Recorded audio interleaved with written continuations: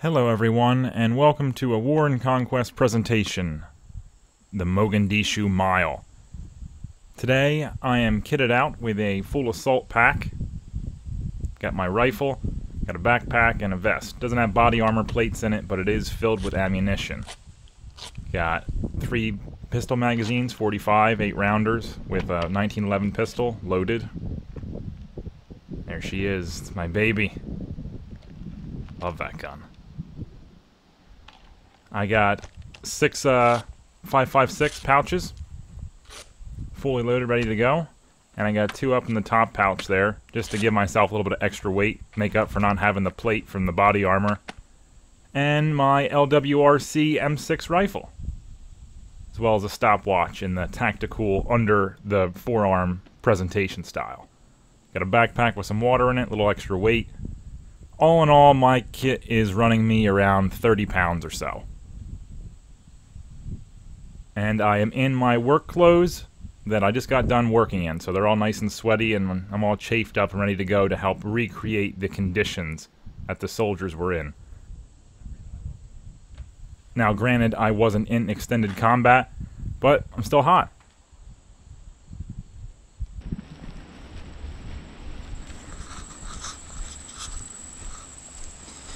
Last time I was coming through this section, ooh, a spider web. Last time I was coming through this section of woods, I had a spear and shield in my hand, and I promptly fell on my face and broke said shield. Alright, here we go. I'm going to take the right turn this time. That was the wrong way. I think that was another spider. Sorry, spiders. I know you're just doing your job. Alright. This is final equipment check. Magazine loaded. Sight is on, just in case we gotta shoot something. Half cock so I don't blow a hole in my thigh.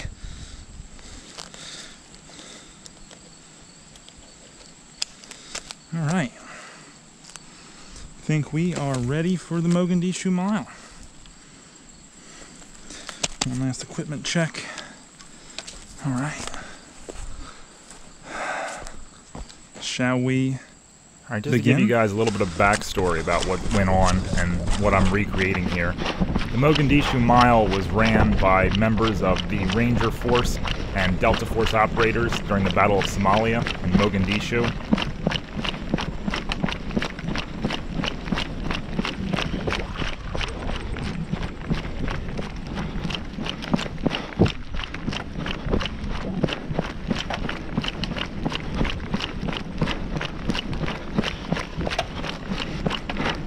Had to make sure the safety was off, or on, I mean. Don't want any. The battle was supposed to be a quick smash and grab raid of several of the lieutenants of Muhammad Farah Adid, local Somali warlord who ruled through fear and famine. And things promptly went to hell. Most of these events you can witness in the movie Black Hawk Down, or in the several books written about the event. And that is what inspired me to do this run.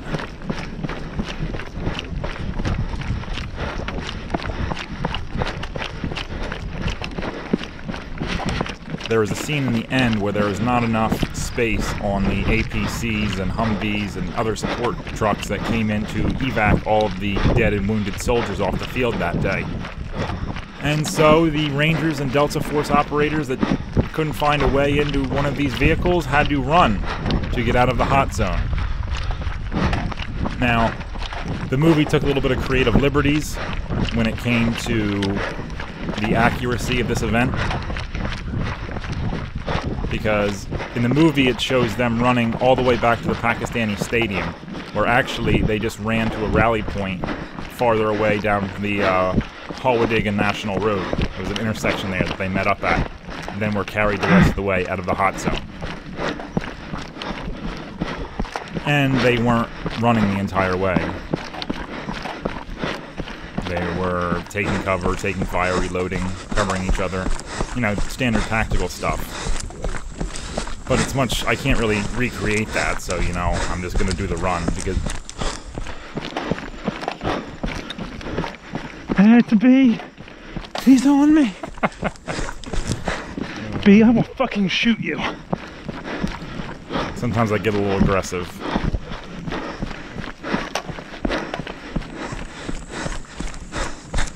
Yeah, this run has been recreated by many drill instructors and drill sergeants over the years since the events of 1993. One of their ways they torture test their recruits. Fully pack them up, throw on a ruck, give them lots of ammo and gun, and make them run after a heavy day of training. Supposedly it's also taken up a pretty big residency in the tactical training circles where you're supposed to do all the stuff the soldiers do so you can pretend that you went overseas to Iraq or Afghanistan. Or in this case, Somalia.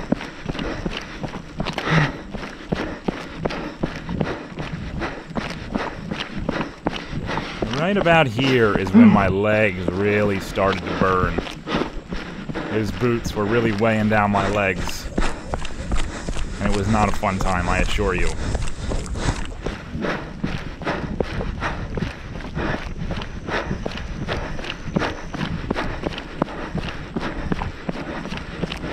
My neighbor's house there on the right. Glad they weren't home when this happened.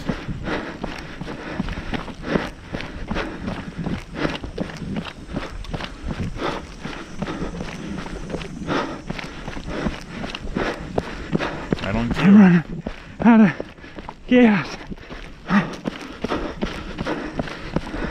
Rangers, ho!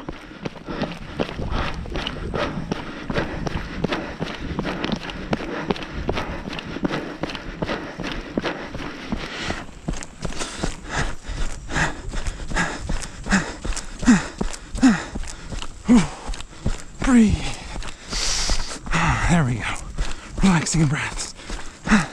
Relaxing breaths. All right.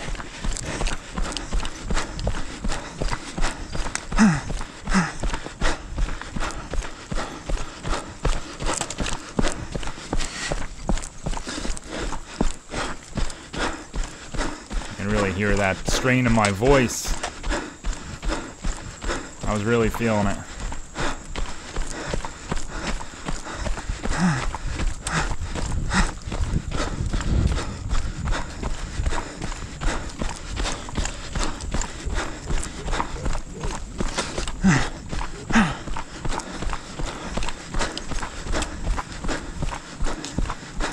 Kind of feels like one of those old Tom Clancy games where they didn't have the data yet to render the guns on the screen, so you just got a crosshair in the center that expanded the more you shot. It's a limitation of having a GoPro on your head. Just checking the stopwatch there. 6:30. That's pathetic. Look at that. Motivation. Come on, you fucking pussy. Put some effort in. There you go.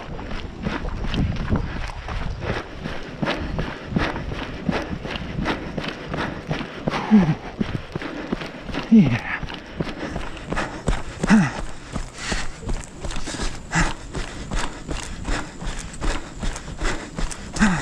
Come on, finish strong.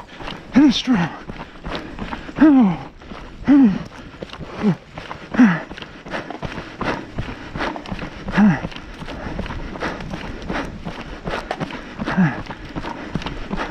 Somebody shoot some bullets at me.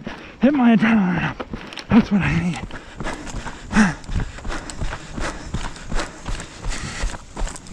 I need adrenaline. I need a lot of it.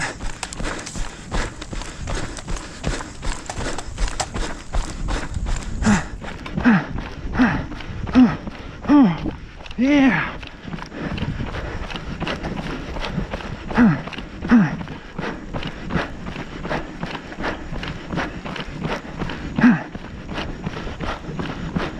All right.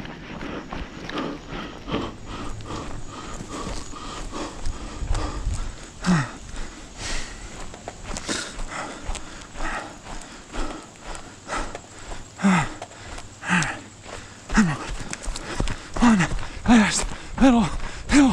Come on. Woo!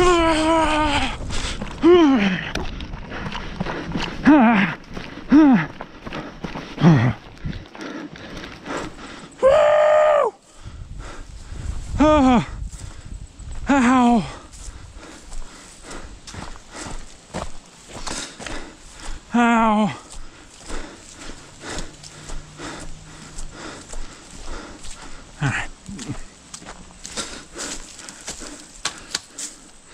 First thing we're gonna do is get a drink of water.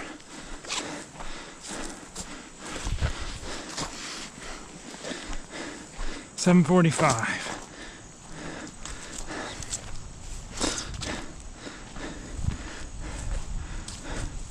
Which is a minute and a half slower than I usually run unencumbered miles. I'm getting fat and out of shape. Oh, yeah. Well, that's not good. All right. Water.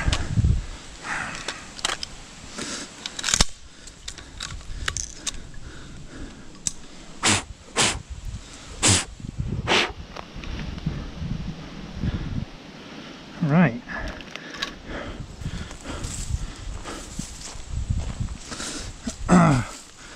Where did my round go? This is like a heavily armored and armed version of Dora the Explorer.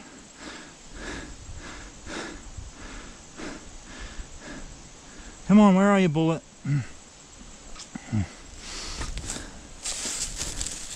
Start shooting all your brethren. Oh, there it is. Swiper. No swiping. All right.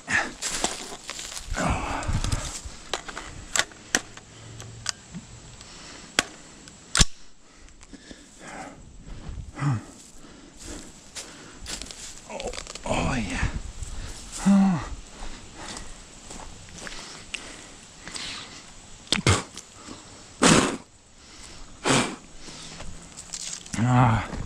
Taste the inner mucus layer of the lungs.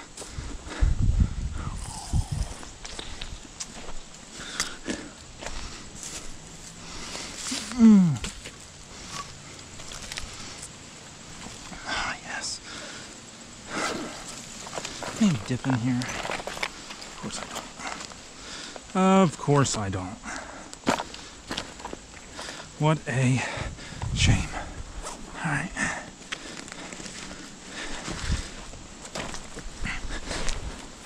Let's load up. All right, rifle, water.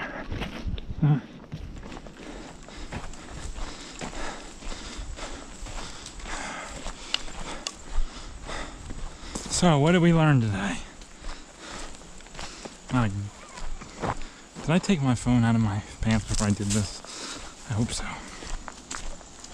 What did we learn today? Knowing me, not a damn thing.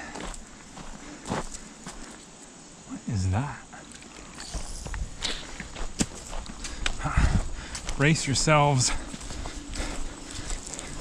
Got a shadowy figure. This video just got a lot more interesting. Could be a bear. Oh, that's a spider web though. Thank you.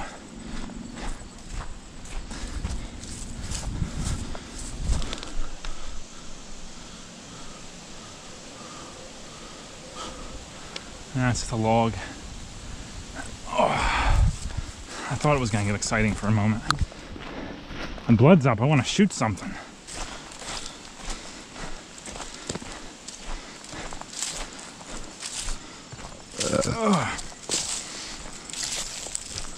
No, one thing. My pants are definitely shooting my nuts. Holy shit. There it is. There is some flamethrower action going on downstairs right now, viewers. Some flamethrower action. And by that I mean my nuts are chafing. They were getting a little tingly at work, but now they are in the chafe zone. My feet are alright. They were a little wet before from sweat, but they're not terrible now. At least I can't feel them. I guess that's a good thing. I'm pretty sure my shirt is soaked right now. It's kind of hard to tell because of the vest. It kind of seals it all in. It's like farting in chest waders, you know? Or maybe you don't. If you fart in chest waders, doesn't. Look, a caterpillar. Hello there. Time to die. I'm just kidding. Just kidding. It looks already dead anyway. Bird will be by presently. Oh, chest waders, yeah. If you fart in them, as the neoprene sticks so closely to your skin, you smell it when you pull them off. It sort of traps it in there like a time capsule. You can fart a couple hours ago and forget about it. Take off your waders and it's like, whoa. Hey there. So this is what it's probably going to be up top here. I'm actually surprised how well this rig held up. When I was doing test runs with it, the pistol was flopping everywhere and pulling on the Velcro. And I was kind of worried that it was gonna fall off, but it's secure, which is good because it has a round in the chamber. That's what I had dreams about, you know. It's gonna fall off and shoot me in the leg and break a femur or some shit like that. These are hollow points after all. The flowering, they're not the explosive kind. They're flowering. Bullet opens up in a nice fan pattern. And they're 45s too, so they can do some damage. Or so I've been told. Alright, so I feel like I've gotten a little distracted. Probably because the GoPro, a little tight on my head. It's cutting off a little blood circulation. Not that there's much up there normally, but you know. Little circulation cut off.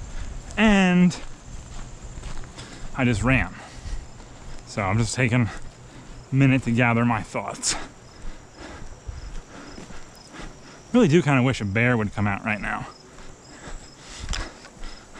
I've got, let's see, 105 rounds rifle ammunition and 32 pistol. So I put up a good fight. Although AR-15s don't do well against big game because of weight displacement. It works all right against small game, middle-sized game, but bigger animals have more weight, so therefore the hydrostatic shock of the bullet has less impact on something that's bigger. It's like pretend, well, you don't have to pretend you have a fist. I assume just about everyone except for the amputees has a fist. But pretend you got a fist and you're punching a baby. And baby's pretty easy to knock over because he's small. But you punch an adult, well, the beaver's got that really dammed up. Shit. There might be some good duck hunting in here this year. Good beavers. You punch an adult, and there's more mass, so it might knock them back a little bit, but doesn't knock them over. Same thing with bullets. 5.56 is a low density, high velocity bullet, so it packs a lot of initial punch, but its penetrative power is limited by its weight.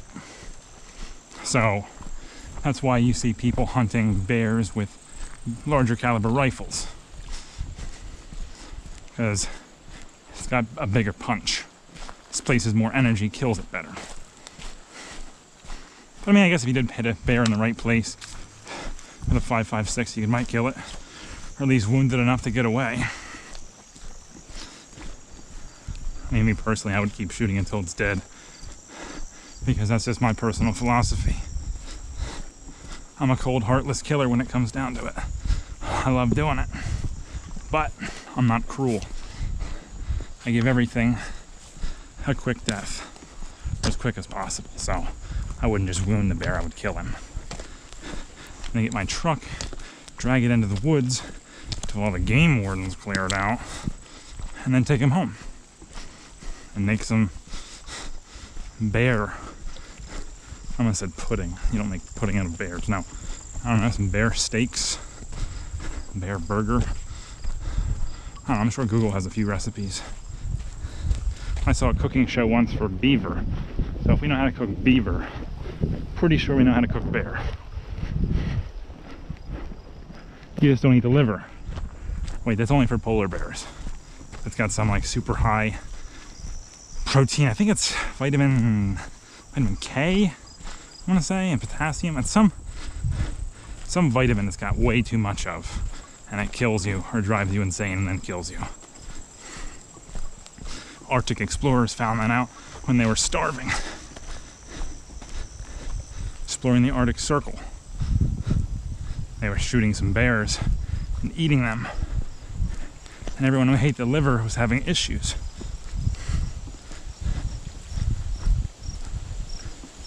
So they figured out that it was the polar bear's liver. Or at least that's the official story. Maybe the ship's chef was just poisoning everyone and blaming it on the liver. It's possible. Anything's possible. It's a murder mystery. Well, I guess scientists have since looked into that. Who knows?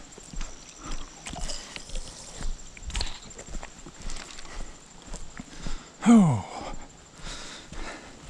This weight's starting to wear on me a little bit. Feel it in the deltoids and the trapeze traps. My shoulders are sore, that's what I'm trying to say. Just trying to sound all professional trainery. It didn't work. I was just thinking that it's gonna be a bit of an awkward moment if a car comes by. Like, hey neighbor, don't call the cops, please. I don't want to have to use all this ammunition. Especially considering certain magazines may or may not be compliant with Governor Phil Murphy's new nanny state gun regulations. Just saying. I bought them under the previous nanny state regulations, and I'll be damned if I turn them in. That's the American way. Keep your guns and fuck the government. Or fuck your guns and keep the government. No, it's the other way around. Definitely the other way around.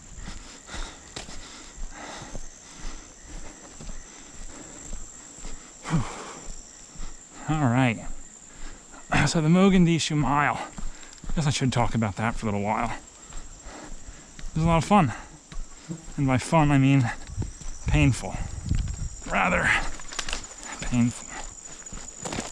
Really wish I had my single point sling right now. I lost it. It's very upsetting.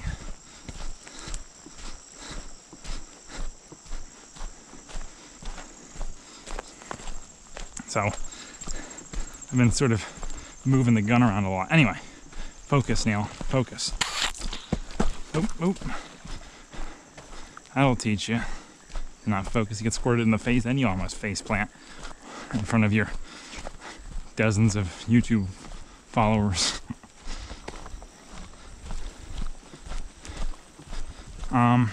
Yeah.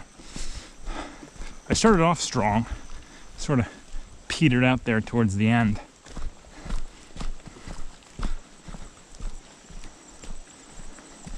That's how I always go. You know? It's cross-country tactic. Like when I used to run in high school. This is just advice for any cross-country people or distance runners or whatever. First lap, first mile or whatever, 3/4 mile, whatever, is when everyone gets in their position. Generally speaking, as the race progresses, people don't change position that much unless you get into a cluster. So the first mile, you got to put a lot of effort in.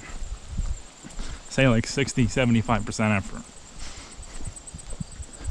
And the second mile, dial it back a little bit. Recharge the batteries, go at like 50-60%, depending on what you started at and what your endurance can handle. And then third lap, start progressively turning it up, then ease back a little bit around the 2.5 mile mark. Dial it back, start taking deep breaths. In through the nose, slowly out through the mouth. Then get your double breaths here. You want to sound almost like a horror soundtrack. Save it up. Once you get to the last quarter mile, break out. Hit it like 85% speed. Last 1/10 of a mile, full sprint.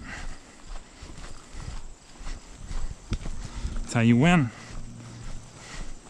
When you cross that finish line, you should pretty much collapse in a heap about 15 yards past the finish line. You should have nothing left in you. You're still standing. You didn't put enough in the race. You could have got a better time, better position.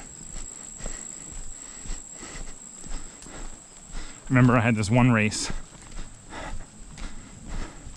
where it just wasn't my day. I think I ended up coming in like 14th place. No, I wasn't 14th. I finished in 10th. That's what it was. I was getting murdered. I just didn't have it. It was a big hill on the course, and I just, it was one of those days where I just didn't have it. And the last leg of the race was downhill, and I kicked it on and passed about 10 people. Now, I don't know if they were still on their second lap or not, because there's a lot of people who didn't really commit to the cross-country spirit, but I passed about 10 people to get 10th place. I would have had 9th, but there was a couple people there, like my coach and a few of the other fans from my school, saw me coming up behind this guy, and they started freaking out, like cheering.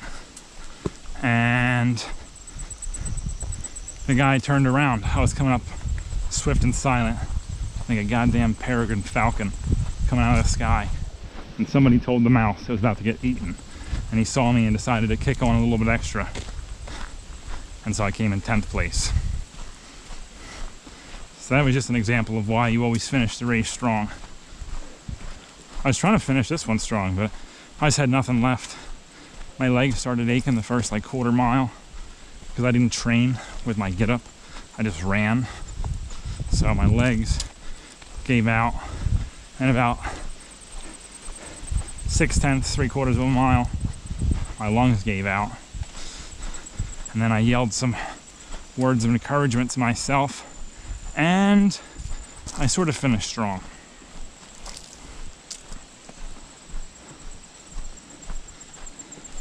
And that was the Mogadishu Mile. Ran a mile, marched a mile. My breath has returned, and I'm ready to do it again. Psych. Fuck that.